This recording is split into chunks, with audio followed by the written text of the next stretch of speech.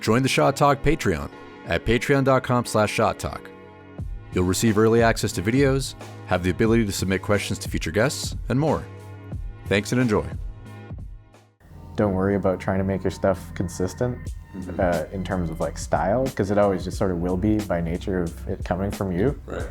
Like whether you're consciously making these choices, like you're always going to have your own personal quirks that make stuff unique to you.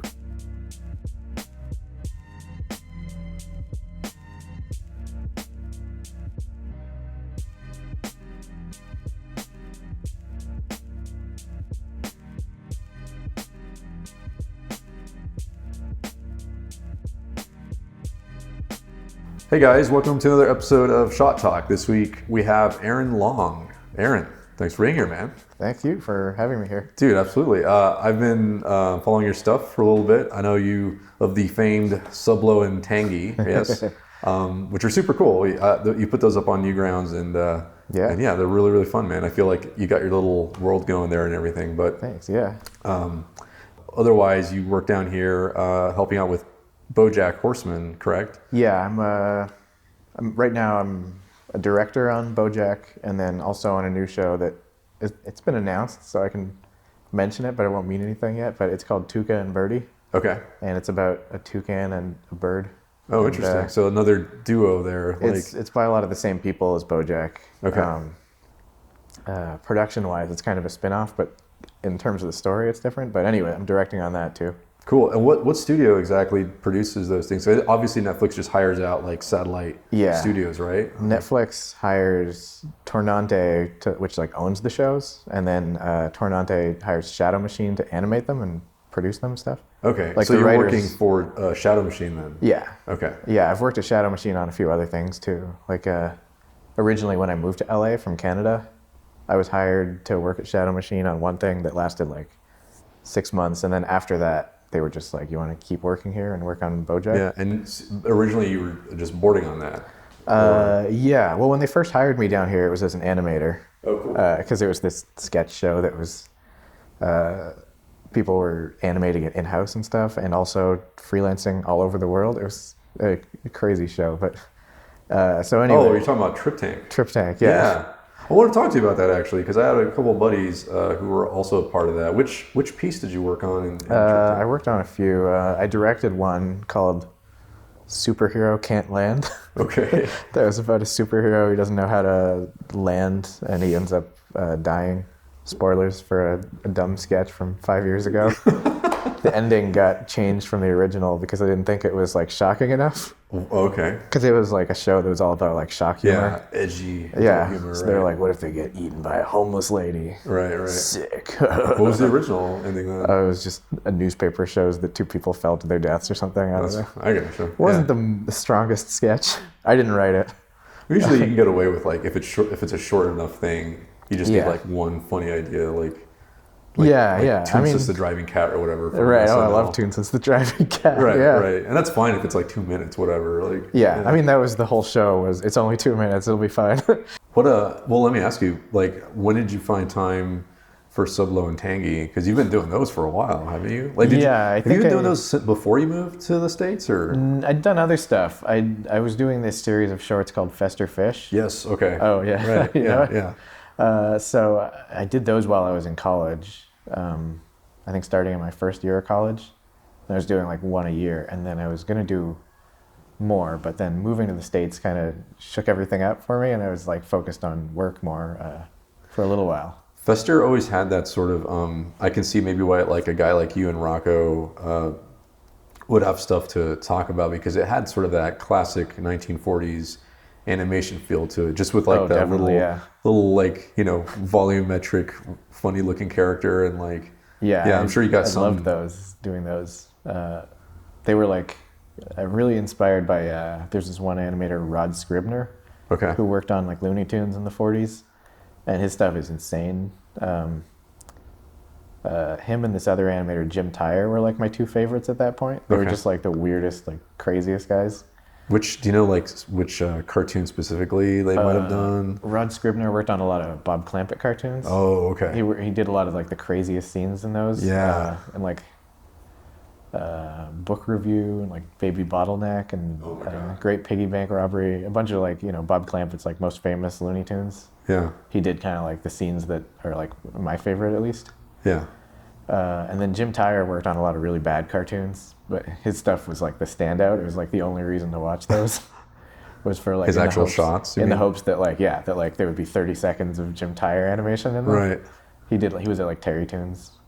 They always had the funny designs where it's like they had the bug eyes and like kind of like these weird shaped lips and like. Because I noticed that Fester has some of those crazy expressions that you put in there. Yeah. I that character Fester Fish kind of came about because we were doing this history of animation class, and I was like, man, I should do like a parody of these rubber hose characters.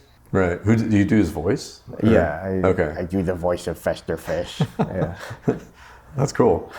Yeah, I always love sometimes like the most independent animations. They always have the tone is so strong because usually the person doing the animation might be voicing it, or they might be doing like more than one, wearing more than one hat. So it's really oozes of like. I love that kind of stuff. Yeah, really like idiosyncratic, where you get like it's like one person's like pure vision kind of. Totally. And it's got all these weird like quirks that somebody else would say, don't do that. That's a bad choice. Right, like that. Like nobody's gonna get that, but it's cool because it's like a personality kind of coming through or whatever. So. Yeah, exactly. I love seeing like people's personality in the animation. Yeah. Which I think is why I gravitated towards like those like weird, like crazy animators from that period. Yeah. Because you can tell when their stuff comes on, It's true. I mean, Disney, they kind of kept it homogenous, but then like with Looney Tunes, you could definitely be like, oh, that's Bob Clampett or that's Tex Avery. Like those guys are. And even in the more like restrained ones, like even in like Chuck Jones' stuff, which is less like crazy, you can still tell kind of when different animators come in. Yeah. So were you always interested then in animation, or did you like always have an appreciation for all that before you got into school for it, or like? Yeah, I was like the biggest nerd as a kid about like Looney. Well, I was kind of obsessed with like a lot of different stuff as a kid. Like I would be really fixated on one thing for a while and then hop to another, but Looney Tunes were kind of like a consistent thing that I kept coming back to. Yeah. And like my Bible as a kid was this like a Jerry Beck, Will Friedwald guide to all the Looney Tunes that had like listings and summaries and credits for all of them. Like my dad would read me that as like bedtime stories at night. Like the history of animation. Yeah. They were like, that book was literally just like summaries of cartoons, and I was like, can we read Duck Amuck again, because that's the longest one. Like every time he would be like, okay, just one more and then we got to go to bed, I'd be like, yeah, do that one because it's the longest one, and he'd go, no, not Duck Amuck again. But like my dad kind of got me into a lot of old cartoons, like Looney Tunes in particular. Yeah, he kind of like he had like Bugs Bunny plushies and stuff and like a bunch of videos. Yeah. So up until I was like in my teenage years, I kind of like already knew that I wanted to animate. And I was looking at like this old 70s documentary called Bugs Bunny Superstar. Okay. Which was like supposed to be like a look behind the scenes of like how they made Looney Tunes. I might have had that one. Is that the one that featured Bob Clampett a lot? Yeah. I think I might have seen that. It's him wearing his jacket with every character on it. Yeah, and he had like didn't he have like a bowl haircut or something? He looked like Roy Orbison kind of. Yes, he looked like exactly with the sunglasses. There, yeah. I might have seen that growing up as well, which is funny. Yeah. Yeah. I loved that as a kid. I watched it so many times. I like memorized parts of that just because I was so fascinated by it. Like as a kid, I was trying to do my own cartoons at like 10 years old and stuff. And what'd you use? Like just like index cards or paper? Or? Yeah. I mean, I would do comics, and then I would do scripts for cartoons, and I would like do flip books a lot. And I did like storyboards, I think, but I couldn't actually for a long time make anything because I was reading all these books from like the 50s and 60s and stuff that were like, well, you got to have like a camera that points a light down. table. You got to do it all on cells, because that was the only way, I guess, at that point. And I was like, okay, well, I don't have any of that stuff. Right. So I guess I'll have to wait on actually making cartoons. But I can like plan so that as an adult I'll have like seasons worth of shows that I wanted to make. Just like, pre-write everything. Yeah. And that's then I was funny. like, at some point I'll get to actually make all these. And then, they were terrible and I didn't end up making any of those. But I think it was probably good practice. Yeah, yeah. And Well, then and you were in Canada, so I know that every time we've had somebody who went to Sheridan, they always say that it's they like kind of keep it up in the air, the idea that like, oh, you could, like, animation is a viable career. Like if you wanted to, you could go down and or become an animator. Like that's something that was so, it felt like it was part of the culture, right? Like, well, there was the I think especially because I was always interested in doing independent stuff. There was the NFB up there, which NFB. this is the National Film Board of Canada. Okay. And they did a lot of really cool animated shorts. Like The Cat Came Back and all that stuff. The Cat Came Back and like The Big Snit. Like those two are some of my favorites. Like all the weird or crazy like, stretch and squashy ones again. Like Richard Conde and Cordell Barker were really good animators. I kind of wish that we did that over here, because you hear about it's pretty cool. Yeah, you hear like in Germany they always give like they subsidize like some money towards the arts, and then but then at the same time you guys like Uwe Boll or whatever, and like he's unstoppable because and he's getting like, that money too. Federal money is just letting him crazy. Make terrible movies. So it's like like but on the other side, you know, you do get a lot of cool stuff too. So yeah. I think the downside of that whole kind of like government funding stuff is when, like, it's cool for like independent people, but then, you know, like every company that is making a show in Canada tries to get some of that money, and they'll just sort of like have the lamest excuses as to why they deserve the money, and like it's a kind of a free for all grab bag kind of thing. And like I don't know, the state of animation in Canada lately in the last, I don't know, I don't even know if it was ever really that healthy, but lately especially it feels like they're really kind of risk averse. Like they want to make sure that they can kind of like get what little money they got from the government back after they've spent it. So they kind of really focus on making safe stuff. Right.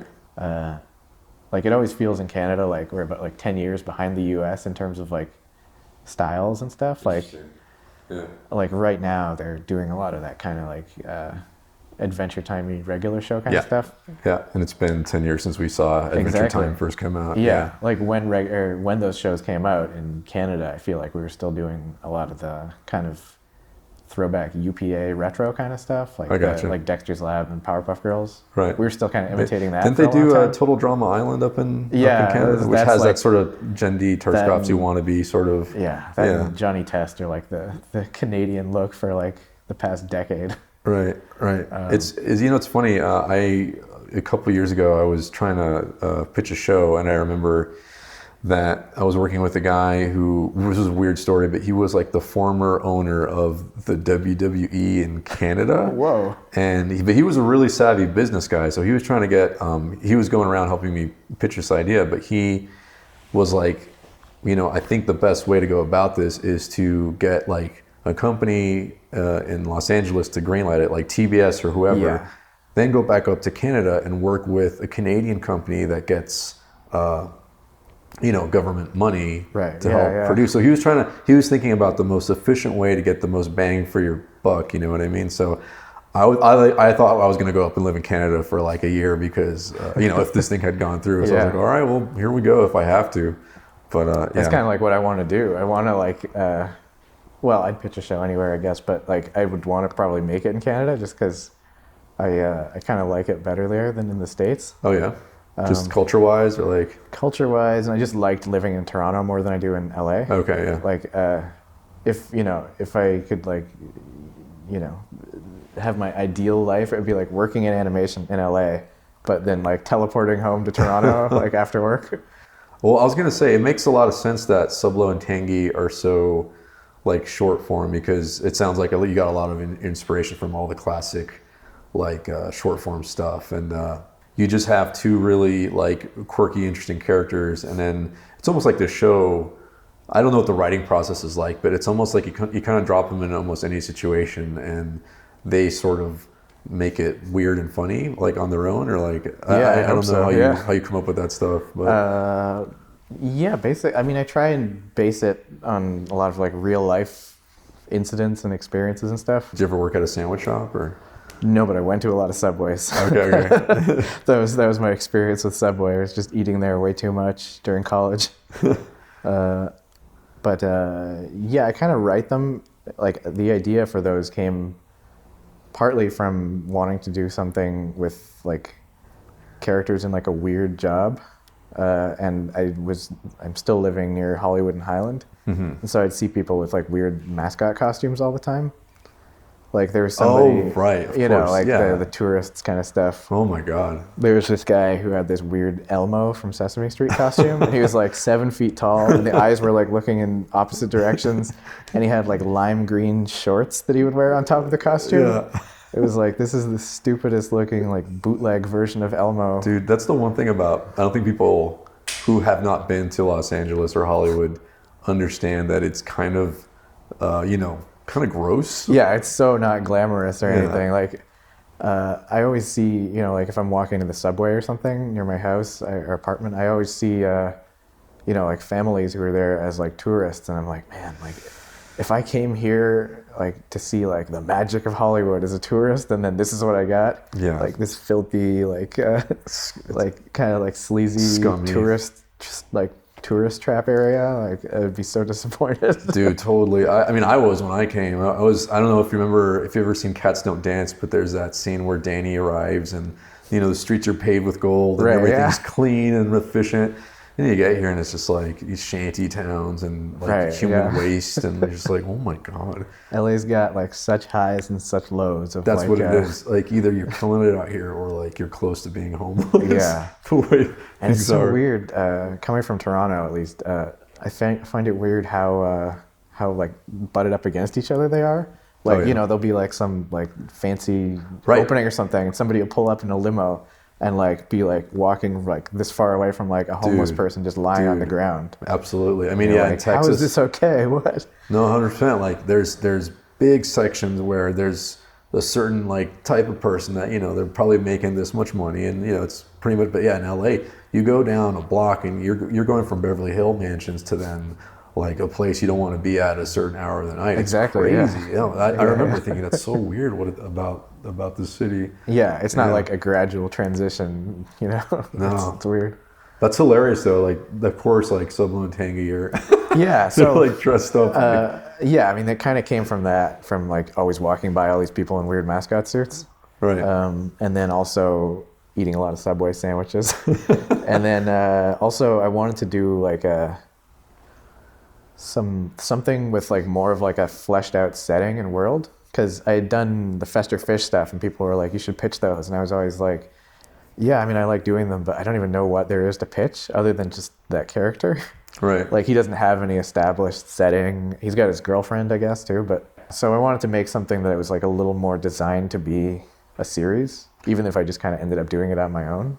Yeah. Just curious, who does the voices for those guys? One of them is my cousin Ryan, who's a really funny comedian up in Canada. And then another one is just a friend of mine from high school Okay. who plays Tangy Mustard. His name is Kevin. So they record up in Canada? Yeah. That's so funny. And Because the other thing is like I explicitly wanted it set in Toronto, where I came from, just because coming down here, I was always like, man, like everything is either set in LA or like so influenced by people being in LA when they make it. Yeah. Like, even if something's not explicitly like based in LA, it's, just being here kind of influences what you do. Right. So I wanted to do something that had like a different flavor kind of to it. Yeah, it's pretty laid back. I don't know. It's like, I think I like watching them because it's not trying to do anything too, like in terms of the story, I guess. It doesn't try to do anything too crazy. It's just kind of, Yeah, they're just pretty funny slice of characters. life-y, Yeah, that's what it mostly. is. It's pretty slice of life, but like there's I don't know, there's something kind of real about it that makes it entertaining. cool. You know what I mean? Like it's Thanks. yeah. Yeah, I love like the stuff that feels pretty real and kind of maybe a little bit like depressingly real. Like Yeah, stuff like the British version of The Office, like Right. the original one, or It's like hard to watch, man. Oof. Yeah, I love it. Yeah, Have you seen Extras, by the way? I love extras. Yeah. Yeah, I love a lot of that old Ricky Gervais and Steve Merchant stuff. Like all the radio shows they did with Carl Pilkington are great. Yes. But so stuff like that, or like That's funny because the character delivery in your cartoons, they sound pretty. I think maybe that's part of the reason I like it, is that they don't sound like they're overdoing it. They're just kind of like, yeah, I really hey like man, what's going on? like naturalistic kind of stuff. yeah, I mean, I'm such a grouch about most stuff that is like most animation these days, Right. or really probably like most animation in general. I'm always like so grouchy about everything. But one thing that bugged me was like that so many voices are so like over the top, and so I wanted like it really to feel more naturalistic. Totally. So I just kind of got people to like do their own voices and kind of play themselves in a way. It's weird that that became sort of almost like a staple to animation, or like like I don't know. I don't know what it's like in Canada, but I feel like now America's finally starting to be like, hey, you know, animation is for everybody. It doesn't always have to be done a certain way, but we can't seem to shake that though, where a lot of it still is sort of, I'm a cartoon character. Right, yeah. And it's like Exactly, it still yeah. gets a little much sometimes. Yeah, even in adult stuff too. Right. I find sometimes, depending on the show. Did you have any like experiences like that with, like, say, with Trip Tank, where you're like, hey guys, let's try it this way? Or I wasn't involved in like well, I was. For some of them, I got to like direct the voice actors. uh-huh. And that was really fun. Even when I didn't, like on that show, generally the voices I was pretty happy with. Yeah. But like it's not so much stuff that I've worked on as just like as a viewer. I gotcha. You know, I would kind of, that was one of the reasons I didn't want to work in animation, because there was like nothing I wanted to watch, let alone work on. That's interesting. Yeah, I have a similar thing about when I was in the studio, and I was like, man, they're not doing it right. Like, it's hard for me to be, you know, to work on this stuff. But anyway, yeah. I've been pretty lucky though that most of the time that I've been down here, I've been on Bojack, which is like, you know, a show that I would watch, and you know, I'm happy to work on. Yeah. Because that show, like, you know, the performances are pretty naturalistic and stuff, and it's so just Will Arnett, right? Yeah. Yeah. Will Arnett, Aaron Paul, and like Paul F. Tompkins. And, Yeah. See, there you go. Those guys are they're actors. They're not like animation actors. They're just, they're trying to do a performance. There's lots of really good animated voice actors too. I'm not trying to like, but I don't know, something about like a lot of shows kind of put me off the idea of being in the industry. Mm-hmm. Even now, I'm not sure that I want to stay in the industry, you know? Yeah.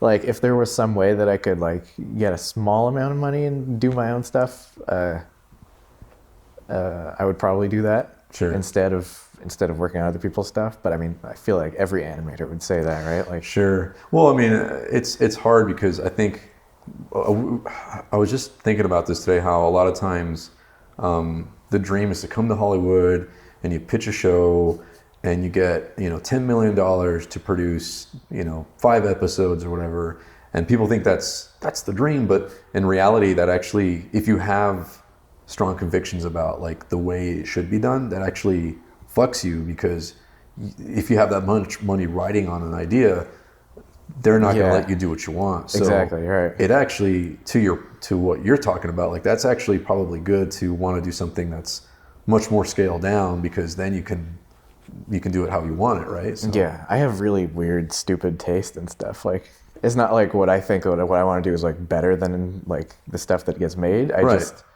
I like weird stuff. Yeah, I don't know. Like just different, at least something that's not monotonous or whatever. Yeah. Do you know the anime director Masaki Yuasa? Which I might have seen stuff, but I'm not real good with anime directors. He did the movie Mind Game, which is like one of my favorite movies. He did recently Devilman Crybaby on Netflix. Oh, I didn't click on it, but I saw it pass by on my recommendations. Crazy. But his stuff is all not only like really different from other people's stuff, but even individual projects of his are really different from each other. Like I really am impressed with his career and just how he always keeps like innovating. Like he never does the same stuff twice, really. That's cool. So is he doing, you mean like he did comedy and action, or like? Yeah, he's done like really goofy stuff. He's done like movies and shows, but some of them are like super serious, like horror, action, kind of like drama stuff. And then some of them are more like dumb comedy things. He worked on... and he's like successful with both of them. Well, that's kind of the thing. He's not always that successful financially. Yeah. It seems like for a while he was having trouble making stuff because, you know, his stuff is so weird. Uh-huh. But he's like my favorite, like, you know, if he was able to get stuff made regularly, his would be like the career I want to follow, because he just always gets to do such cool stuff. Yeah. But I mean, it seems in some ways like Japan is even more kind of like stuck in its like set mold than America is with animation. Like at least in TV, they kind of like they have their own separate like set of like boxes that they put you in. You know, Right. it's just really different boxes from ours. Totally.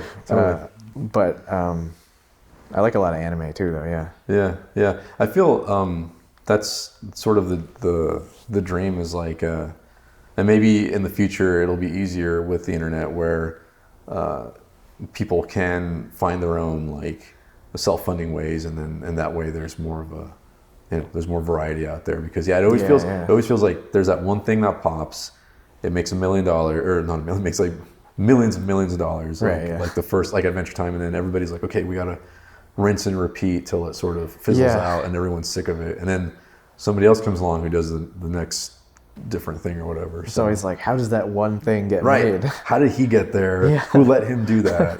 And you always hear stories too. It's always like there's always that producer that takes a chance and like let somebody try something or whatever. So it seems like there's a lot of good like producers, and there's so much talent in the industry. It's not like there's not it's not like we're lacking people. Right. It's just like financially, I guess it doesn't make as much sense to try new stuff. Right. I mean, there's so much writing on it because everything gets so expensive. I think about like, what movie was it that had like an infinite amount of credits? Every movie. Like every movie, right? Where it just feels like it's like 10 pages of animators. I kind of tuned out from a lot of like feature stuff and animation features a while ago, just because I was like, this isn't the kind of stuff that I'm into, and I understand why it can't be. Just like when it's this big a production, it's got this many people, like there's no way it's going to be like as stupid and weird as like what I wish it was. So you think about like I was thinking about that, and then I went back and watched like an American Tale back when Don Bluth had like it felt like a skeleton crew. It was like maybe 15, 20 animators. You look at some of the credits of the like 60s and 70s Disney stuff and Don Bluth, and you're like, how did 12 animators do this whole movie? And it's 90 minutes, and it's, I'm not saying that it's like avant-garde, awesome, crazy, but they feel pretty inspired. They feel pretty genuine for what they were going for. So I feel like stuff's getting bloated, and it's just I always wish like you could make like 5 smaller movies with the budget they have for like one big movie. Well, that's what Louis did when Louis C.K. when he pitched his original HBO show, because he from what I hear is he told HBO, he was like, okay, I want a show, but I'll give you just give me $100,000 and I'll make you one episode, which for them is nothing. $100,000 is nothing. Yeah. And they were like, okay, fine. So, but they gave him final cut, and they gave him like everything, sort of like they weren't going to get a bunch of producer notes, from up top. Yeah. And then, oh, that's cool. Yeah, he made the first episode. He knew a guy who had connections to a helicopter, because I don't know if you remember that first episode. There's a helicopter. Yeah. And then he edits it on his MacBook Pro, and it's legit because he's just a good filmmaker. I love that show. Yeah. I mean, I haven't watched like the last season, maybe season and a half, but whatever was on Netflix when I started watching it, I was really enjoying it. Yeah. In general, I feel like I'd take like low budget and small weird stuff over like being able to like do bigger effects and stuff.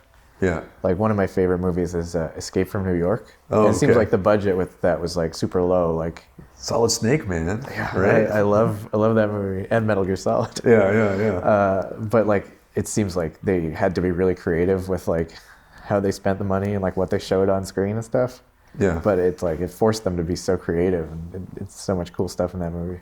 It's almost like parameters make you be creative, because it's like, well, you have to figure it out. Like there's no other way. Yeah, the ideal thing is you have some kind of constraints, like something to work against, kind of in a way. Right.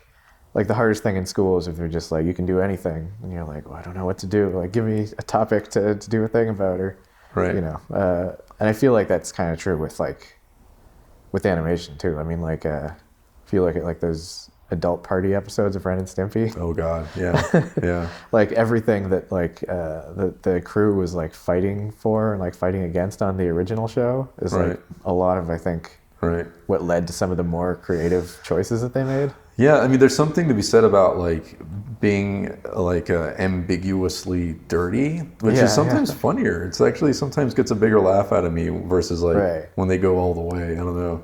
I feel like Like, that about like some pop culture references too. Like sometimes if you want to like, just reference a thing, but you're not allowed to say that thing, you have to come up with something weirder. And then it's like more entertaining than if you just use the name of like the actual thing. right, right. Like you come up with like an alternate Batman for your show or whatever, and it Yeah, gets and then right. instead of just being like one time, it's like, yeah, that was Batman. Then it like becomes like an ongoing thing in the show. Right, Where it's right. like this whole other weird. I think part of 90s the lore. cartoons used to do that a lot. Like they had like alternative Beatles and alternative whatever. Right. Yeah. And those are some of my favorite things. It was like obvious what they were doing, but I'm guessing you watched a lot of those 90s cartoons too growing up, like cartoon stuff and everything. Like, Yeah, I watched a lot of Ren and Stimpy at least. yeah. It was weird. There were certain things that they didn't show as much in Canada, or that I wasn't as aware of at the time. Like, I think they must have showed all the like, the what a cartoon kind of shows, but I never saw them. But I liked Cow and Chicken a lot. Yeah. And they showed like Dexter's Lab and like the Powerpuff Girls and all that. And I also really liked the Warner Brothers stuff from that time. Yeah. As a kid, Totally, I don't know how totally. much of it necessarily would hold up as an adult, but like I loved Tiny Toons and Pinky and the Brain as a kid. Yeah. I kind of wish we would see a more, I mean, kind of a return to that because I think some of those shows were sort of based on like a little bit more grounded than some of the stuff we see now, where I feel like a lot of shows now that are coming from bigger studios, it's that thing where it's like you got to watch like 20 episodes and then you'll finally start to appreciate like this weirdness. And it's like, well, I feel like if you start on planet Earth and then you have weird characters, or like then it kind of goes from there. Right. That's a little more inclusive, right? That's a little more like people can get that. You know what I mean? Like That reminds me of a lot of anime too, where people like the shonen shows that have like 2,000 episodes. Oh my people God. are like, you just got to watch the first 500, and then it starts to get good. right. That drives me crazy. Like I don't know. I think that's Stockholm syndrome at that point. I don't think you're actually If you enjoying watch it. that many episodes of anything, you're gonna be like, oh yeah, this great character that I love. Yeah. That I have to love because I've seen I so like many. this man. He feeds me every day. Yeah, exactly. He lets me see the sun like 1 hour a day. Like I don't know. Like I feel like, especially since I've left school and started working in the industry, like I don't have time to watch really long stuff. So I prefer if something's short. Like if Right. somebody's like, oh, check out this show. It's too bad it only lasted like 26 episodes. I'm like, no, it's perfect. That's yes, all I want. yes. Because I mean, it feels like the writer or creator was like, I have something really specific that I want to tell. They just didn't want to. They weren't just like selling an idea that they could milk forever and make a ton of money. It was like, Yeah. oh, this guy had a vision. Like he had his beginning and an end, and like it's almost like Stranger Things, right? Like Right, season yeah. 1 or whatever. So yeah. Like again, like I love that the UK Office is only like 12 episodes. Is it really? Yeah, plus Christmas specials. But compared to like the US Office, which is like, I don't know. Yeah, that went on for 9 years. seasons or something. Yeah. I'm like, just give me the abridged version here. Yeah. That's why I don't know if you saw Castlevania that came out recently. I but- haven't seen it, no. Well, I'll tell you It's on this Netflix, much. right? It's 4 episodes. Really? Yeah, so All right, I can it's watch a show that. for you. Yeah. Yes. Yes. I'll check that out. No, it's really well done, and apparently it looks legit Japanese, but apparently it's done in Texas, which is crazy. Oh, weird. Yeah, but it's legit. Like it looks really good. So Where is it in Texas? What studio? that's a good question. No idea. I'm But always curious. somebody mentioned that to me today, so I was like, oh, Interesting. I'll have to look into that. So. I know there's a few studios in Texas, but like anytime I hear that something was done outside of LA, I'm like, where's this know. place Well, where there's other studios? Powerhouse Animation, I know, does a lot of good stuff, and I know Rooster Teeth does a lot of stuff. And they're Right, all yeah. Austin based, so LA's a little expensive out here. So. Right, yeah. If it was like, if there's like a cheaper place to live where I could also work as an animator, Yeah, I would possibly do that. yeah. And there's a love lot of that. things that I think a lot of people who are trying to get into animation don't have to think about, where it's like, yeah, you're coming to one of the most expensive cities in the world, so Yeah. unless you got like a really cushy studio job lined up, like, man, it's Right. pretty rough out here. Unless you want to pile into like a house with 5 other guys. Yeah, it's tough when people are like, hey, I just graduated from school. I have no job prospects. I'm coming to LA. What should I do? I'm like, don't come to LA. Yeah. That's what you should do. Yeah, definitely don't do that yet. Like maybe do some freelance and, I don't know, put Although- stuff online, and then hopefully somebody will find it and give you a job. Right. That's what That's sort happened to of the better approach now, I think, is like you just put yourself out there and then hopefully somebody picks you up. Although Kalen, I don't know if you know Kalen Whitfield, but Yeah. he He's has from a Newgrounds. yeah, he's another Newgrounder, and he actually just did that. He came out and was like, "Fuck it," and he got a job at Starbucks, and then like snuck his way into Fox ADHD, and that was it. Like now he's like he figured it out. But that's a rare story. You know what I mean? Yeah. A lot of the time, if you come out here without any job on the horizon, like I know people who have come out here for like a month or two and just hoped that they would immediately get hired, and then they don't get hired and they just kind of have to leave again. Right.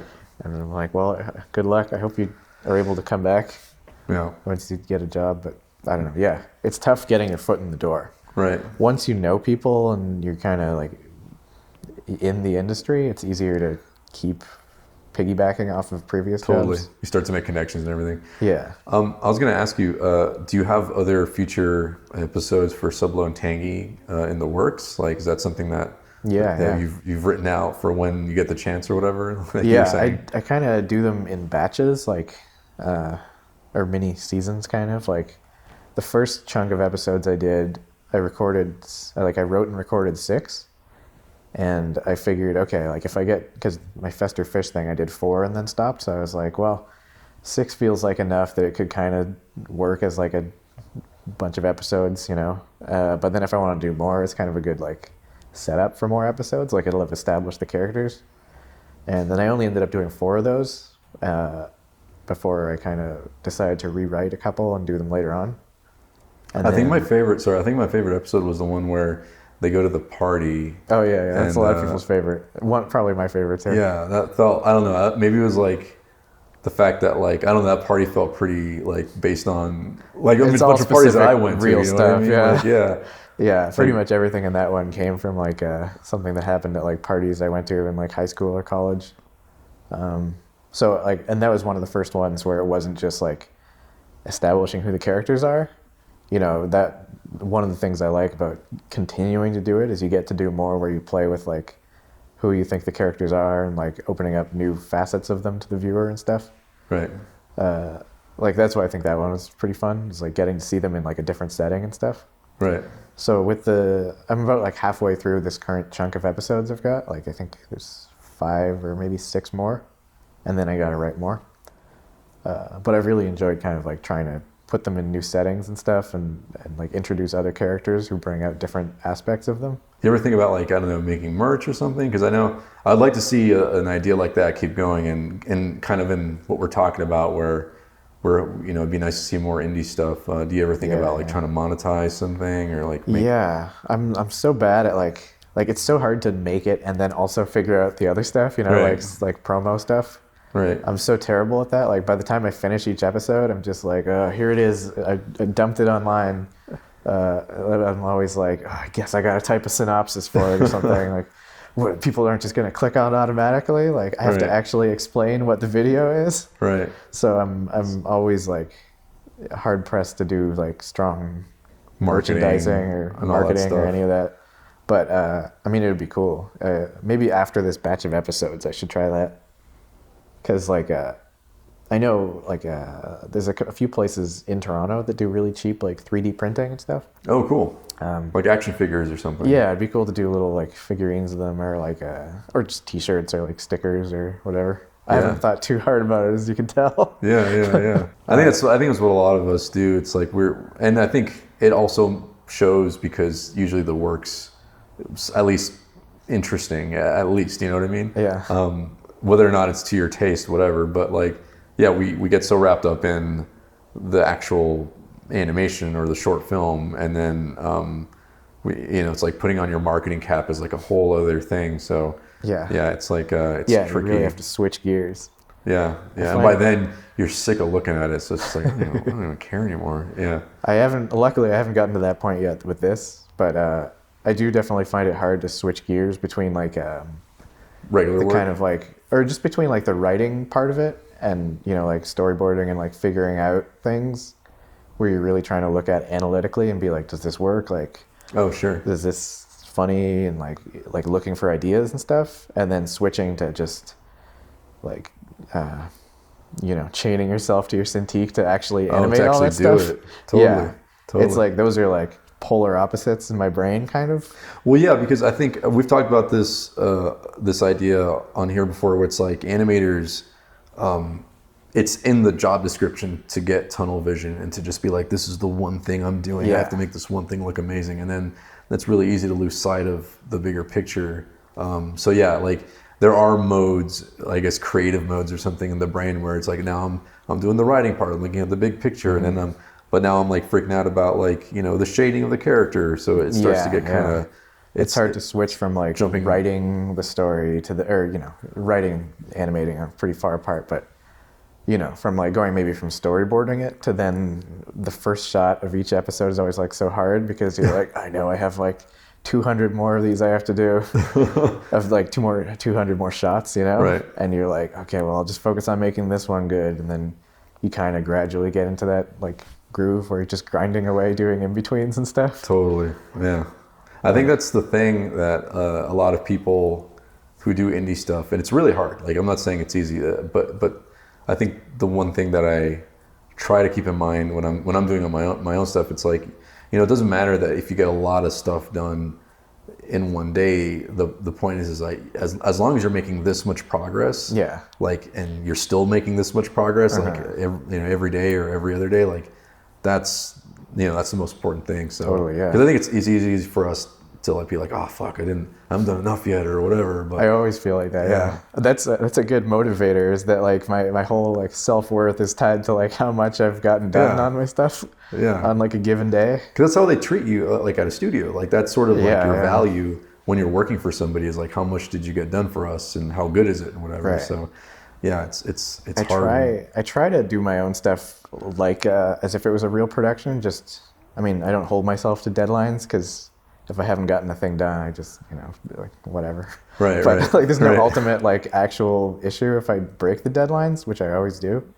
But I have I write like schedules and stuff for myself that I try to follow.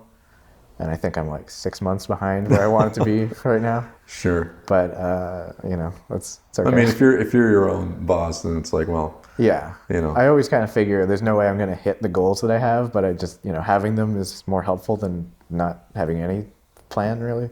There's a documentary, I think it's called Touching the Void. You should look it up. It's about these two mountain climbers who are in South America, and they decide to do a climb that they're not supposed to because it's super risky. And it's kind of just them coming back down the mountain. It's like they don't, like you see them talking about the climb, but as they're retelling what happened, you're still worried that they're gonna die, and it's so well produced. But like it really, I think for what we're talking about, like it kind of helps put things in perspective. It's just like just don't stop, just keep going. Doesn't matter if like you're about to expire. Like I'll check crazy. That out. Yeah, because I can sometimes when you're working for like hours and you're like, I don't want to do anymore, but I need some kind of inspiration to like get back to the desk and keep going. Like I'll check that out because that seems like it would be a good motivator. Great. Oh, it's so good. What do you like for creative inspiration? Do you go on Newgrounds or like do you get on YouTube and just like get into rabbit holes, or like what do you do for to kind of get like new stuff? I keep a lot of note files. Like there's a lot of email drafts that I have of like half-baked ideas and just like, oh, somebody said, I heard this weird thing on the street. Like I was walking past somebody and they said like a weird fragment of a sentence or something. or just like I have like a dumb visual idea and I like jot it down. And then once I have enough of those, I kind of start trying to shape them into like a story. That's cool. So you're kind of like observing weird interactions with people in real life, and you're like, oh, I can totally use this for a... I'm always, I try to like look at real life and like a lot of one of the things I find most inspiring is like looking at stuff about like the theories behind like other artistic mediums. Okay. Because there's not a lot of like writing or anything really on like animation theory stuff. Like there's a lot of like how to animate, here's like a walk cycle and stuff. But like I like there's this book that's a series of interviews between the editor Walter Murch and this author guy whose name I forget, but it's really interesting. Just the way he talks about editing kind of like makes me think about like animated filmmaking and animating and stuff in different ways. He's talking about film editing. Yeah, he's talking about film editing and just kind of about storytelling in general. And there's this book I like called Absolutely on Music. That's like a series of interviews between a writer and like an orchestra conductor guy. Oh, cool. Where it doesn't seem like on the surface they would have anything to do with animation, but a lot of the ideas they talk about are kind of things that you wouldn't hear about animation, but it like applies still. Mm-hmm. Anything in specific that you think about, or like? I can't remember. I made like a list of like sections that I thought were interesting, and I posted them on my blog and stuff. I remember one of the things was just like kind of about how as you get older, like instead of just sort of like losing your like initial kind of youthful energy, you might develop a more like kind of rich, like specific style, which is something that, you know, I always kind of see in a lot of artists. You know, they kind of, people who have like really long careers, when they're in like their 60s, they might just kind of be a little more stiff and restrained. Right. You know, it's like they've matured, but it kind of makes the stuff less interesting. But so they talk in this book about how somebody in an orchestra who's like older, they might not be as like technically perfect as they were like earlier, and they might not be as like energetic, but they've got like a more weird specific thing, which kind of, I forget what the word is. It's like a Japanese word. Yeah. But they had like an interesting like section about that in that book. That's cool. Yeah, I always like to see guys like Scorsese or even Spielberg, and like you think about everyone's had their heyday when they were younger, but then every now and then, or even guys like Clint Eastwood, where it's like they're not like the cool hip thing anymore, but like in their own right, the stuff they're making is they're still making interesting, weird stuff. Exactly, interesting stuff, and it's like they still have that to them. So it's in some ways, sometimes it's like more interesting. Well, not necessarily better or more interesting, but it's just like weirder because they're less, like there's less of a chance for them to be the big mainstream hit. Right. I mean, sometimes it still happens with like Wolf of Wall Street and stuff. Sure. But you know, like I don't think Scorsese is making movies now hoping that it's going to be like the most popular thing with like kids and stuff. I gotcha. Yeah. He's just kind of doing whatever I think he finds interesting. Right. And a lot of times, like once you've done a lot of different stuff, you've gone here, you've gone there, and you're like, oh, okay, well, I think I know more of myself, and I'm gonna do what I'm good at or whatever. Right. Just kind of focus on that. So. Yeah, I find that idea of like artistic progression in your career kind of interesting. Yeah. Do you feel like are you at a point where like when you're writing stuff or whatever, where you're now more like, oh yeah, this is funny. Like I don't feel like I'm not crossing my fingers as much as I used to when like I guess more of a confidence with like oh yeah, this trusting yourself kind right, of. Yeah. Yeah, probably. I mean, I kind of always was doing that. Like I mean, when you're doing stuff on your own, like it's hard to do something unless you really feel passionate about it, right? To begin with.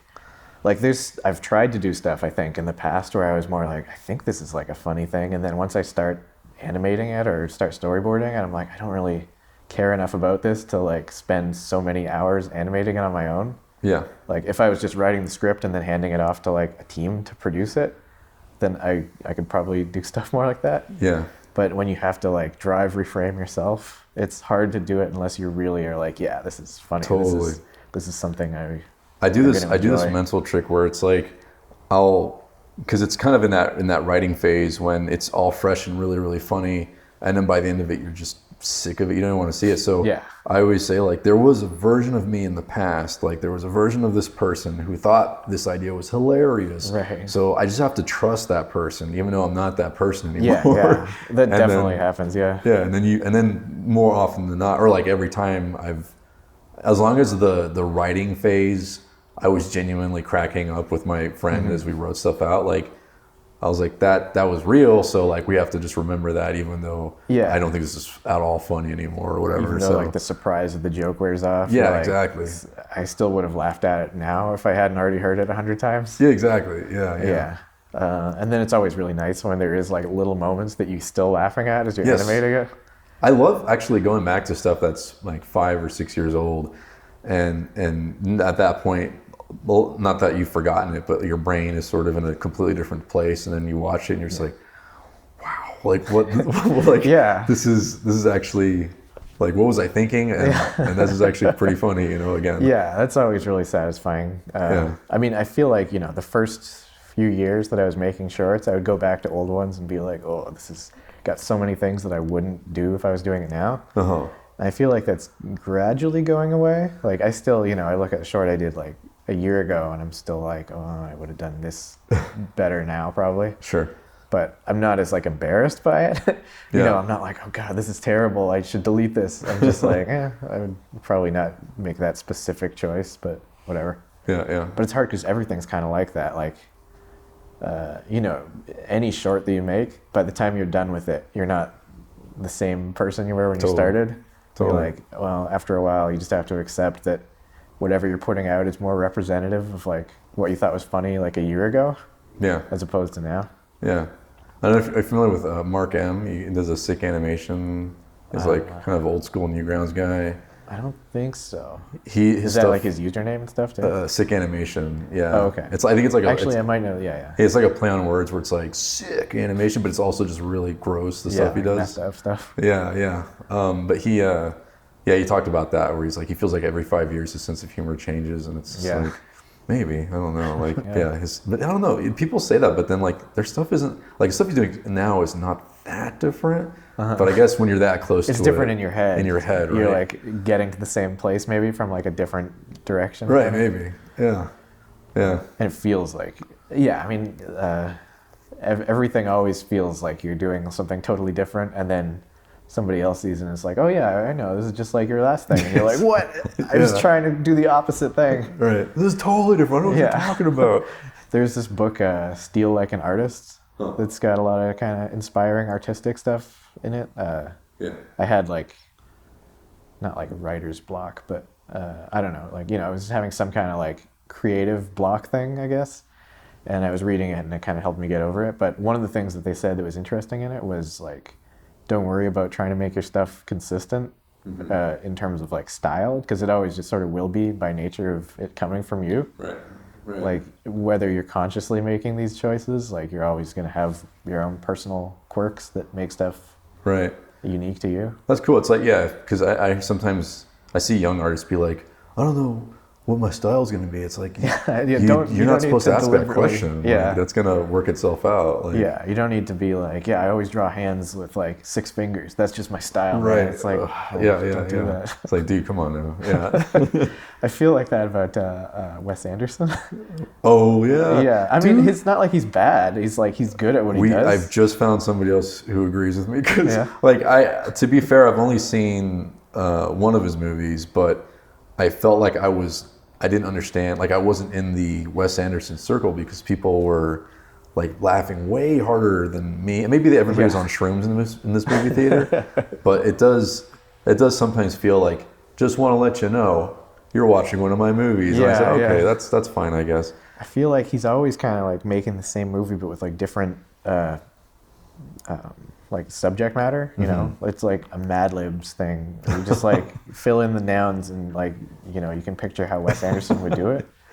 And I mean, he's really good at that, but I wish he would do like a thing that was like totally different. Sure. Or at least try to, you know, because it would still like, he's like a good director. Yeah, to his credit. He's always making the same choices. The movie was very entertaining and I had a good time and everything. But which movie was it? Fantastic Mr. Fox. Oh yeah, I mean, it's a good movie. I liked it, but I did feel like I was not indoctrinated well enough because, like I said, everyone in that theater was like screaming, laughing. They kind of know the cues from his other movies. I guess so, and I felt like this kind of feels weird to me. So maybe I was just with a bad crowd for my first Wes Anderson, first and only Wes Anderson movie. I always feel like I don't totally get the humor in his stuff as much as other people. Yeah. Like it just doesn't resonate enough with me, I guess. Right. But like, there is something to be said about like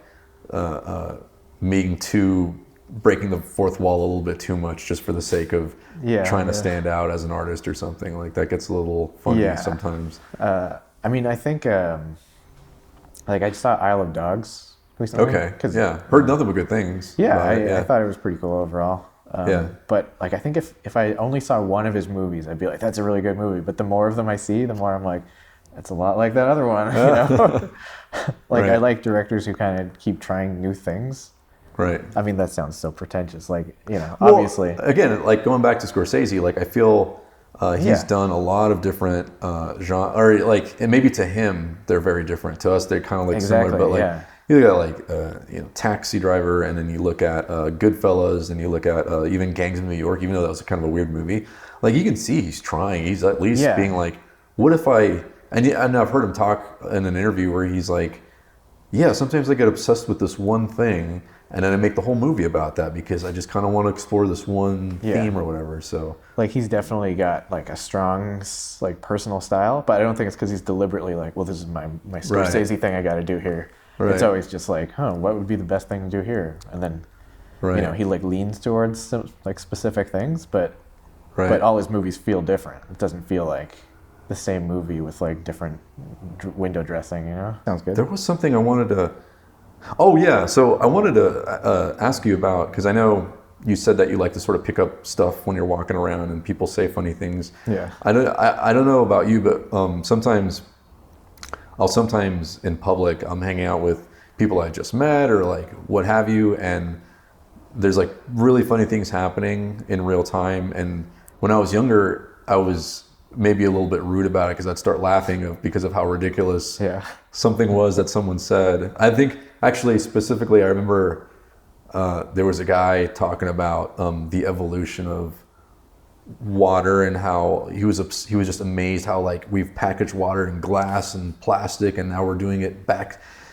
I guess we used to put them in boxes or like cardboard boxes, and here we are again. And he was Going just back he to just that. said like, it's just amazing how water has just come full circle, you know? And like, I just found myself cracking up and thinking like, I would love to have a character who's obsessed with like how to package water or something. And It's so good. And yeah, but I wonder like, I don't know if you ever have those situations where you're just like, that is hilarious, and I'm gonna have to like pocket that. Yeah, I mean that's most of like what I'm like jotting down. Like I was at the airport going to visit Toronto a couple of months ago, I think, and there was this couple, and one of them was like, you know, like the girl was like very like bubbly and excited about everything, and the guy seemed so kind of like over her that it felt like, oh man, they could like break up at any minute. Oh, no. And she was like, she said something about how she was like a song came on. She was like, wow, this was from the Suicide Squad soundtrack. I used to listen to that on loop for like hours when it came out. And the guy was like, yeah, I would have found that very irritating. I was like, well, I don't know if they're going to work out. I don't know if this is meant to be per se. Yeah. I hear a lot of like weird stuff, especially living in Hollywood and Yeah. walking, because I don't drive. Yeah. Because I don't have a good excuse for it at this point, but initially I didn't have a license because in Toronto there's like really good like public transit, and I just kind of got everywhere I needed to on it. Yeah. And then living in LA, I've been lucky enough to stay at the same studio for 5 years, and I live within walking distance of it. Let me ask you, does it sound like people talk extra loud out here?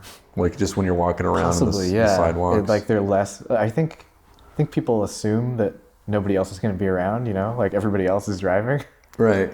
I think that might be true. Yeah. Because that's something that I noticed, because I come from Texas, and it feels like they're, I don't know, people are kind of just trying not to rock the boat for anybody else. That people seem like they keep to themselves a little bit more. It's like the classic thing they always say about New York too, right? Yeah, yeah. I feel like most big cities that's true, but yeah, it's funny with LA, like people don't seem to have much of a concept of like shared public space. Right, or even like a noise space where it feels like I'm having a conversation on my phone, and I'm going to let everybody know that I'm closing a business deal or whatever. Everybody seems totally, like we were saying the other, like about, you know, like a person will come out of a limo and like step across like this guy lying on the ground or something. Yeah.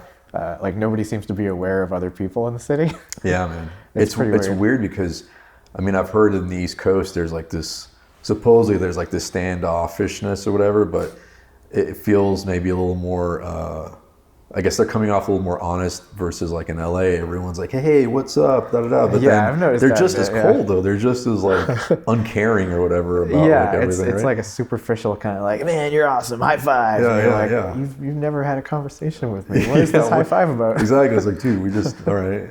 Yeah, no, it's true though. Like I can't. So I would imagine that Toronto is maybe a little more East Coast, I guess, that way, or Probably, yeah. Definitely compared to the rest of Canada. Like the rest of Canada hates Toronto because it's like the big city. It's like the New York of Canada, even though it's it's nothing compared to the actual New York. But it's like everybody else in Canada sees Toronto as like the big city where everybody's an asshole to each other and stuff. Wow.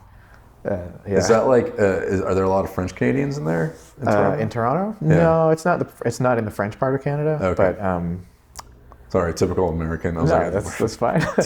But we have everything written in French and English. Like everything's bilingual all through Canada. Okay. It's it's maybe even a little more than Spanish here. Like they have like on every cereal box it'll have like the French spelling of stuff as well as the English one. Interesting. And it's funny because a lot of the time it's like exactly the same, but it's got like an accent over an E or something. Cereal. Like, yeah. Yeah. Did you end up learning any French while you were there? Yeah, I took French immersion all through school because it just seemed like, I guess, a good thing to do. French for my immersion, parents. did they just send you to Quebec, or like how did that? Oh, no, it was in Toronto and stuff, Okay. at like regular schools, but you just kind of take all your, or more like half of your classes probably in French. Okay.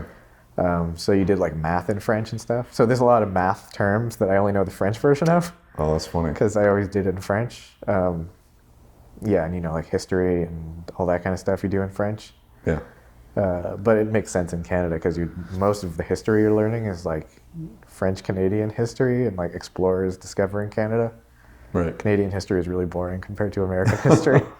At least the stuff they teach in schools. I don't know, man. Did you see the Revenant about the trappers up in? I haven't seen it. Is it set in Canada? Man. I think it is. I don't think they might like spell the it out or Northwest not, but I think Territories or it's like something? back when they're just trapping animals for fur, and I think they're up in like Canadian territory, but Yeah. like, not that that's a Yukon or huge part of something? history, but like, yeah, man, that's a good movie. Yeah, I haven't seen Yeah. that one. Who did that? Was it Inarritu? Inarritu, yeah. I like. Wait, did you do Birdman? Yeah, there's another Right, I like guy. Birdman I mean, a lot. going back to what we were talking about, where it's like he does seem to have, he not that his movies are wildly different, but he's definitely trying Oh yeah, a lot of he's, different like, stuff, like looking at different genres and like different kind of tones, shooting and stuff. styles, and yeah, yeah. exactly. I love like just the boldness of like trying different things like that. Yeah. Cool. Well, Aaron, thanks for being on the show. Good to finally meet you, and thanks for talking today and geeking out with me about animation. So Yeah, I had a great time. yeah, Thanks for having me. For sure, man. Yeah, continued success with your career, and I hope to see more Sublo and Tangy, man. Like I'm Thanks. like I want to keep making it as long as I can, muster up the energy to. Totally, man. Yeah. Cool. All right. Well, that'll be it for this week in Shot Talk, and we will see you guys next time. If you like this episode of Shot Talk and would like to see more episodes in the future, join the Shot Talk Patreon at patreon.com/Shot Talk. You'll get access to private Discord servers, Q&A opportunities for the guests, and more. Also, if you're enjoying these beats, you can follow me at jetsy.bandcamp.com. Thanks, and see you next time.